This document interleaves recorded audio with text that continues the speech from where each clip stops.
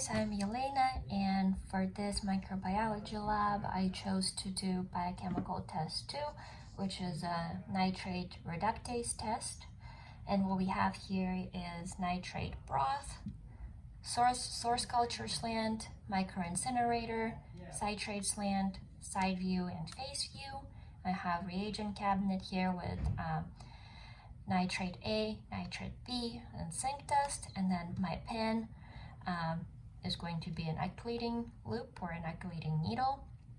I realized I can't really draw with it, so I'm going to use my finger on the screen if I need to draw, because this doesn't pick up.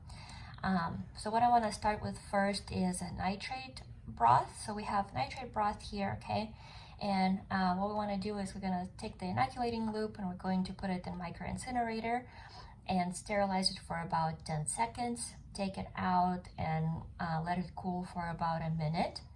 Then we have our source culture here. We're going to pick it up, take off the cap with our pinky, and then we're going to sterilize the lip of the slant for a few seconds in front of the microincinerator. And then I'm going to take the inoculating loop that is sterile, and we're going to go in all the way down. And we're going to get a sample, okay? Take it out.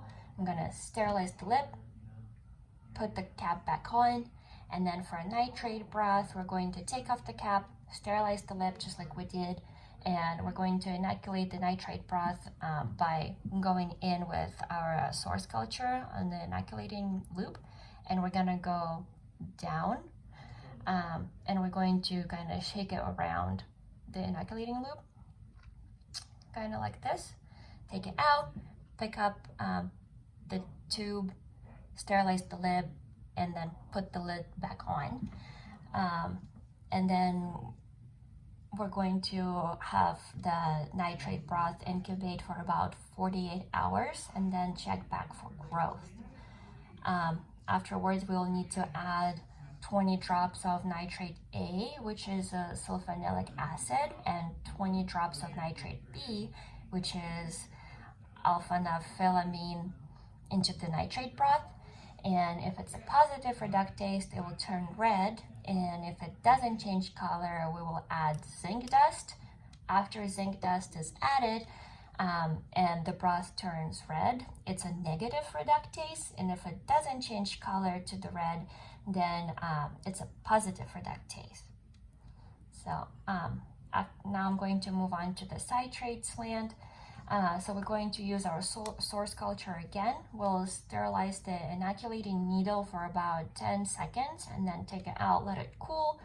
We're going to take off the cap from the source culture, sterilize the lip in front of microincinerator.